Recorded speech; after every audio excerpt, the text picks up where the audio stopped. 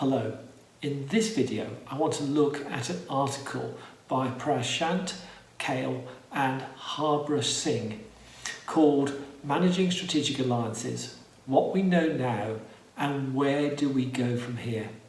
It appeared in Academy of Management Perspectives in 2009. For those new to the world of strategic alliances, this article is a useful introduction and perhaps a reminder to others to take a strategic view of interfirm relationships. It also makes a nice link between developing a firm's ability to work with partners and dynamic capabilities. Kale and Singh start the article by pointing out that over the last decades, alliances have become an important part of most companies' strategies, helping them to enhance market position, increase efficiencies, and access new and critical resources and capabilities. But studies show that alliances have a very high failure rate. Across the studies they review, 30 to 70% of alliances fail. This suggests a need for a deeper understanding of what underpins alliance success. In the article, the authors look at two levels of analysis of alliances. Firstly, the factors that help a single alliance between two or more firms succeed. And then secondly, across multiple alliances, how do you build a firm-level alliance capability? Starting with the first of these levels of analysis, what makes a relationship between two or more independent firms involved in the exchange, sharing, or co-development of resources successful? They split the alliance development into three phases: the formulation phase, the design phase, and the post-formation phase. Then step through them and discuss the drivers of success in each phase. In the formulation phase, where a firm is deciding to initiate an alliance and selecting an appropriate partner, the literature highlights three partner traits that have a positive influence: partner complementarity, the extent the firms contribute non-overlapping resources; partner commitment, the willingness to make resource contributions and make short-term sacrifices to realise long-term benefits; and partner compatibility, the fit between working styles and culture of the firms involved. Complementarity has a greater impact where one partner is relatively younger than the other, or where it is difficult to fully specify the exact outcomes expected from the alliance. Complementarity is important where a high level of interdependency between the partners is needed. Here, processes will need to manage those interdependencies. Commitment is important in situations where the benefits of the alliance are clear, but the process needed to achieve them remains uncertain.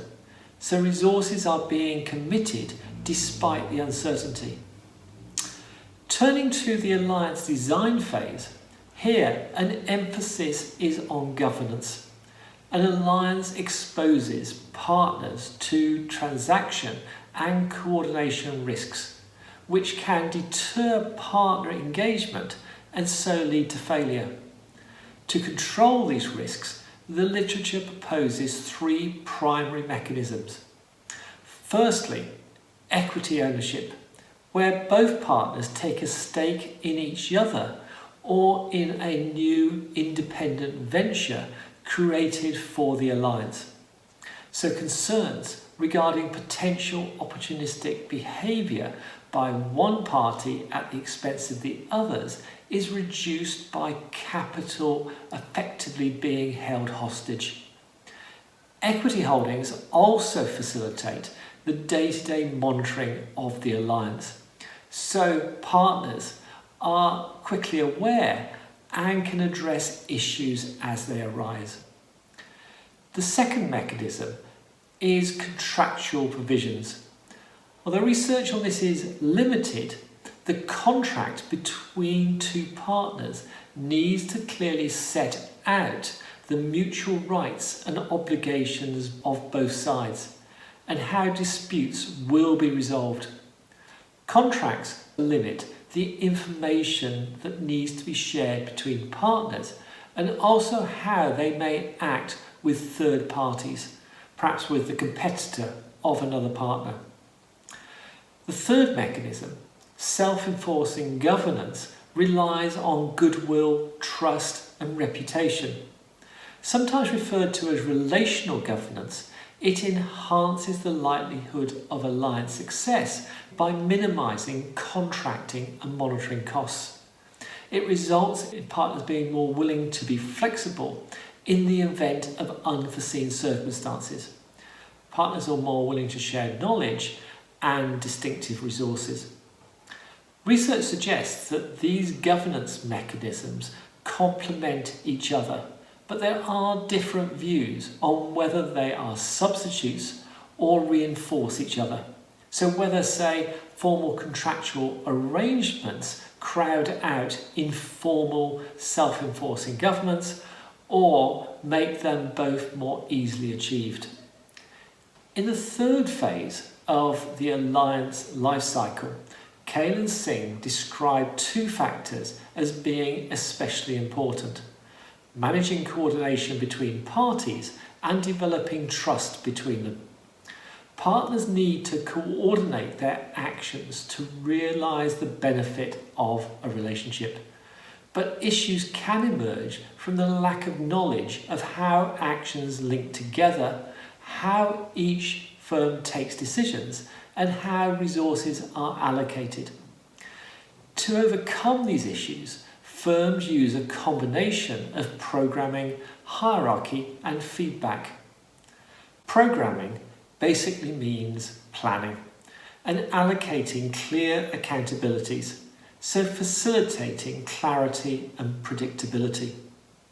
Hierarchy involves the creation of formal roles and structures with authority to make decisions and oversee partner interactions.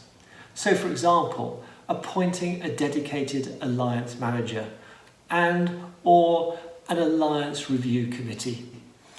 Feedback mechanisms such as joint teams and conflict resolution and escalation structures need to ensure that pertinent information is quickly surfaced and resources mobilised to respond. Alliances with greater partner interdependence will generally have more complex coordination mechanisms such as these. Turning to developing trust between partners, the authors see this comprising two parts: a structural component, which refers to expectations that one partner will not act opportunistically at the expense of the other due to perhaps mutual hostage situation. For example, the shared equity and contractual relationships we discussed earlier. Secondly, a behavioural component that refers to the degree of confidence a firm has in its partner's reliability and integrity. Such trust develops over time through a cyclical process of bargaining, interaction, commitment and execution. And Kale and Singh highlight several trust-building mechanisms. Partners placing themselves at positions of vulnerability, scrupulously honouring all commitments and making sure that before they commit to any actions that they are in a position to execute, and developing interpersonal trust between individuals, so social bonds between managers involved. They also highlight the influence of institutional factors such as location and national culture has on building trust. Having discussed the factors that influence success of a single alliance, Kale and Singh move on to consider how a firm builds a firm-level capability to manage alliances. In their review, they highlight 3 main building blocks of such a capability: prior alliance experience, creation of a dedicated alliance function, and implementing firm-level processes to accumulate and leverage alliance know-how and skills. Perhaps not surprisingly, prior alliance experience does help. This is particularly true for joint ventures. This is because of the greater similarity in joint venture structures, designs, and governance. Experience is less helpful, though, in non-equity alliances, given the greater variation that you encounter.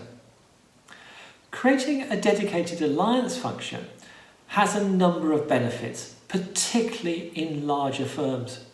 It acts as a focal point for capturing and storing best practice from firms' current and past alliances, and then leveraging that knowledge throughout the firm as appropriate.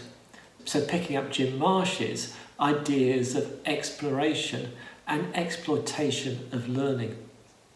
A dedicated alliance function also increases visibility and awareness of the importance of a firm's alliances to both internal and external stakeholders, so helping to gain buy-in and support for those alliances.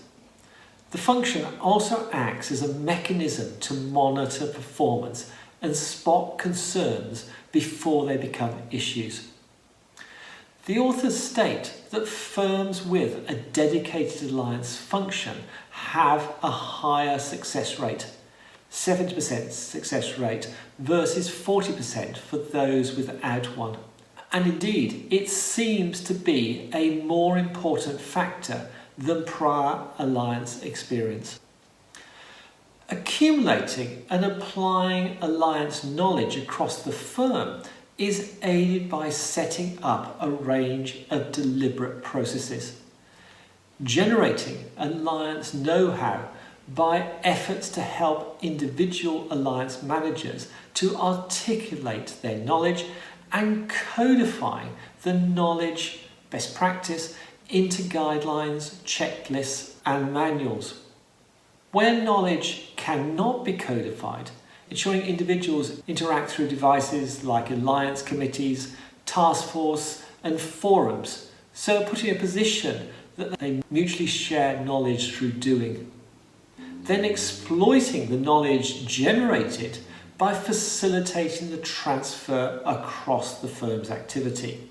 Thinking about how managers internalize alliance knowledge, so applying it rather than just understanding that knowledge conceptually. Perhaps using things like alliance apprenticeships or formal alliance training. The authors stress that building an alliance capability, like other dynamic capabilities, is a slow multi-year process. They give an example of Philips and its gradual introduction of such a capability over more than 7 years.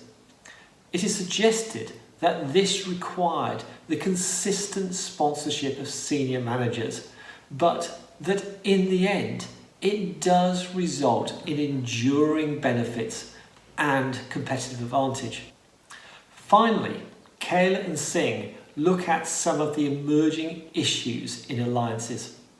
Firstly, they point to the challenges of new classes of alliances, so between firms and not-for-profit organisations and NGOs, and also tapping in to new ideas directly with individuals.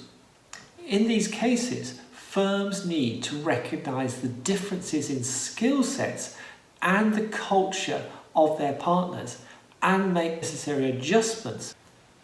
Secondly, they stress the need for firms to think about alliances as a portfolio rather than as a set of individual relationships. What is the cumulative impact of that portfolio? What are the interlinkages between partner businesses? And how complementary are the set of alliances? Without taking this strategic view, firms may not fully exploit the synergies that exist. They also point to the potential benefit in bringing together alliance management and mergers and acquisitions, M&A, where acquisitions do not require the full integration of a target. The management of the new subsidiary may be better treated in the manner of an alliance. Kale and Singh conclude their article by re-stressing that although alliances are widespread in today's business landscape, firms frequently fail to reap the benefits of such relationships. Hence, adopting best practice and thinking about how you maximise the chances of success of an alliance is critical. As partnerships grow, developing a firm-level alliance capability becomes a source of competitive advantage. While such capability may take 5 to 10 years to develop, it can provide enduring benefits. So, what do we make of Kale and Singh's article? Well, for many, the advice they provide may seem obvious. However, given the high level of alliance failure, perhaps a reminder is good food for thought. The article is also a useful insight into building a dynamic capability, showing how the mechanisms of a learning organisation are part of this development. It is also useful to see that it takes time to build such a capability, hinting at why such dynamic capabilities are difficult to get right and can be the source of competitive advantages. So, an article worth thinking about, and with cooperation between firms a common aspect of business life, it's worth asking how you can improve your approach to alliances. Thank you for listening.